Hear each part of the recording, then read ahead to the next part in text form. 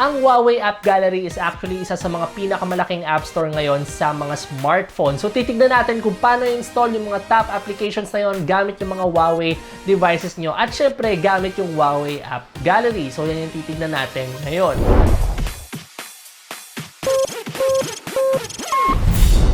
Ang Huawei App Gallery ay isa sa mga pinakamalaking app store ngayon sa mga smartphones na available. So, ang dami nilang apps and games na ino-offer para sa mga users nila. So, ito yung video na magtuturo sa inyo kung paano i-install yung mga top applications ngayon sa mga smartphones gamit ang Huawei App Gallery.